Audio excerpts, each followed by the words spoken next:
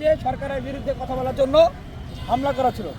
এখন সরকারের যারা উপদেষ্টা রয়েছেন, আমি তাদের কাছে জিজ্ঞেস করছি, আপনারা কি এই যে সন্ত্রাসী জঙ্গি যাদেরকে আমরা বলছি যে রয়ের এজেন্ট, আপনারা কি তাদের পক্ষে না তাদের বিপক্ষে?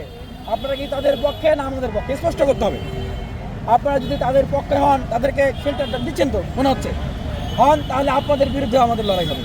আর কথাটা আমি কেন বারবার বলছি যে ফারুক হাসান ভাই কিন্তু সেখানে র শব্দটা উল্লেখ করেছিল, করে নাই? করেছে কিনা? ফারুক হাসান ভাই সেখানে কিন্তু রয়ের কথা উল্লেখ করেছে, ক্যান্টনমেন্টের কথা উল্লেখ করেছে। সুতরাং রয়ের কথা বললে যাদের গায়ে আগুন ধরে যায় তারা কার বাচ্চা, কার এজেন্ট? রয়ের বাচ্চা, রয়ের এজেন্ট। এই রয়ের বাচ্চা, রয়ের এজেন্টের বিরুদ্ধে আমাদের সংগ্রাম চলবে। আরো জীবন দেব, বিপ্লব হবে বাংলাদেশে। বাংলাদেশে আধিপত্যবাদী শক্তি, এই উগ্র হিন্দুত্ববাদী শক্তি সমূলে উৎপাদন করার আগ পর্যন্ত আমাদের এই সংগ্রাম চলবে।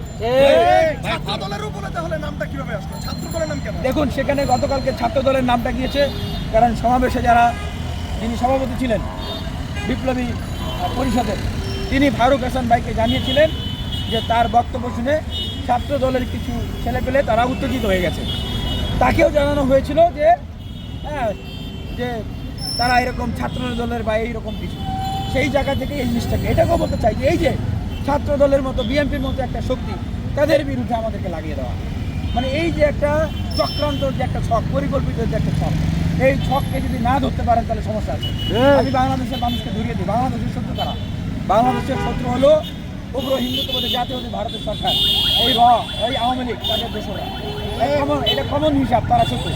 যেখানেই এমন কোনো কর্মকাণ্ড দেখবেন যেটা বিপ্লবকে প্রশ্নবিদ্ধ করে, যেটা সংহতিকে নষ্ট করে, একদম স্পষ্টভাবে ধরে নেবেন এর সাথে যারা জড়িত তারা এই রয়ের এজেন্ট হিসেবে কাজ করে। থেকে সুনির্দিষ্ট কোনো উপর যে ক্লেমটা দেওয়া হলো, এটা গতকালকে উদ্যোগ করা হয়েছে, গতকালকে উদ্যোগ করা হয়েছে। এইখানে দেখেন শরীফ, হিল্লল, তনয়, আমরা কিন্তু তাদেরকে আইডেন্টিফাই করেছি, কিন্তু আমরা অবাক ভাই, তাদের কি কোনো রাজনৈতিক পরিচয় আছে? সেটা আমরা জানি না।